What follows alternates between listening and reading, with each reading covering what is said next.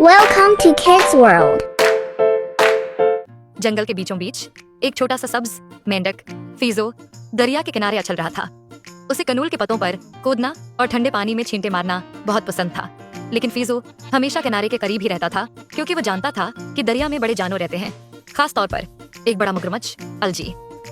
अलजी बहुत बड़ा और ताकतवर था। उसके 30 दांत हैं और लंबी दम थी। बाकी जानवर उससे डरते थे और उससे दूर रहते थे, मगर अलजी अपने दिल में अकेला महसूस करता था। एक दिन जब फीजो खेल रहा था, अचानक उसे पानी में एक जोरदार छपाक सुनाई दिया। जब उसने मड़कर देखा तो अलजी मुश्किल में था। इसकी दम पर एक बड़ा सा दरख्त का तना गिर गया था और वह हरकत नहीं कर पा रहा था। मदद करो, कोई तो मेरी मदद करे, अलजी चलाया। लेकिन दूसरे जानवर खौफजदा होकर दौड़ खड़े देखते रहे। फीजो कुछ लम्हों के लिए झिझका। अलजी बहुत बड़ा और खौफनाक था, लेकिन वो मुसीबत में था। फीजो ने गहरी सांस ली और पानी में छलांग लगा दी।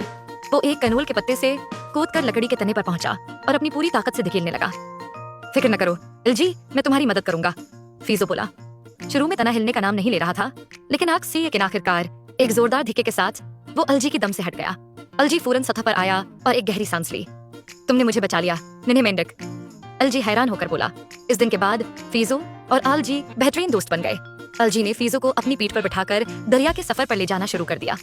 दूसरे जानवर हैरान थे कि एक नन्हा सा मेंढक और एक बड़ा मगरमच्छ कैसे दोस्त बन गए। एक शाम जब फीजो और अलजी दरिया के किनारे आराम कर रहे थे, उन्होंने एक चिड़िया की जोरदार चीख सुनी। वो फौरन देखने गए और पाया कि एक नन्ही चिड़िया कांटों की झाड़ी में फंस गई थी। फीजो ने उसे आजाद कराने की कोशिश की, लेकिन कांटे बहुत सख्त थे। फिर अलजी ने एहतियात से अपने मजबूत जबड़ों से झाड़ियां काटे और चिड़िया आजाद हो गई। शुक्रिया, मैं बहुत खौफजदा थी, चिड़िया ने खुशी से चहचहाते हुए कहा। अलजी मुस्कुराया।